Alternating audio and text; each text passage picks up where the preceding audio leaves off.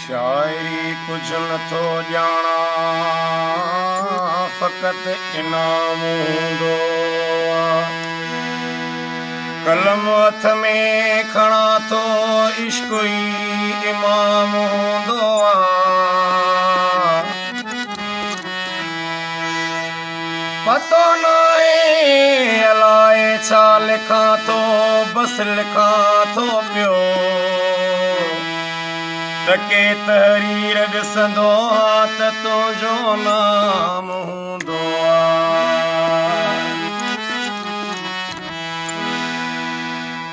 महबूब गुलाब कबो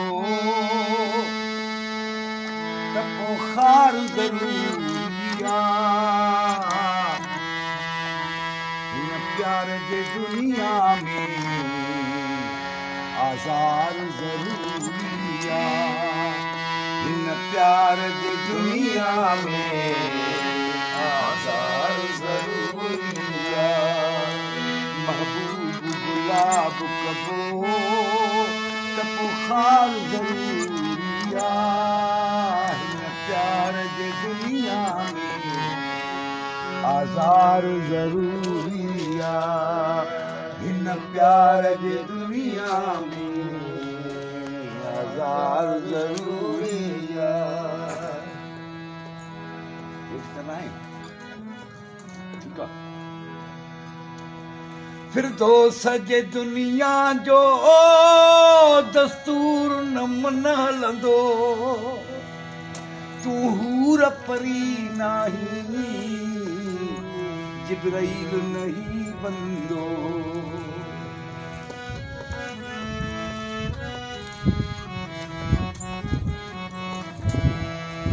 फिरदौस जे दुनिया जो दस्तूर न मन हलंदो।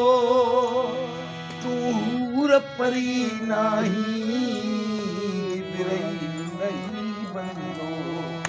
ओ तूं हूर परी नाही, जिब्राइल नहीं बंदो।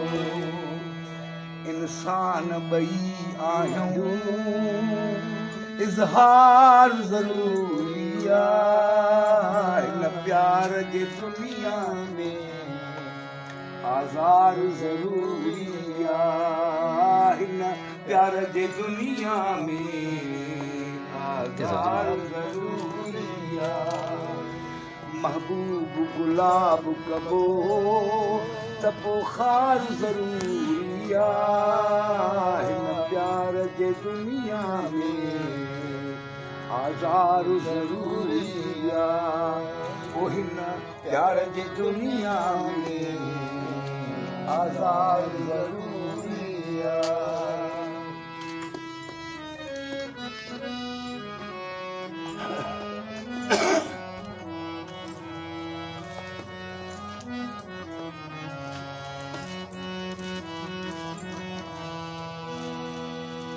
हिकु चेट जी मुंद हुजे, ॿियो चंड मथां चमके। हिकु यार सदा सुहिणो, ॿिया वेसनवा परे।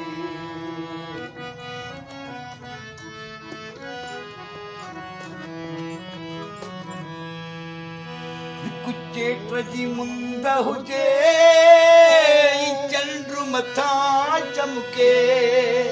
हिकु यार सदा सुहिणो, ॿियो वेसनवा परे। भल खीर में खंड हुजे, सिंगार ज़रूरी आहे। हिन प्यार जे दुनिया में आज़ार ज़रूरी आहे। हिन प्यार जे दुनिया में आज़ार ज़रूरी आहे। महबूब गुलाब कबो त पोइ खार ज़रूरी आहे। हिन प्यार जे दुनिया में आज़ार ज़रूरी आहे।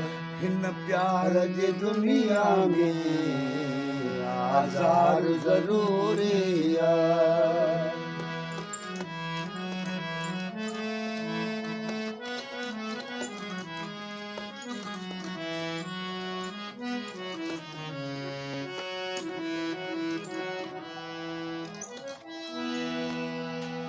बर्बाद थिए बस्ती सैलाब जिते पहुचे उस्ताद उते ई थो इमदाद घणो घुर्जे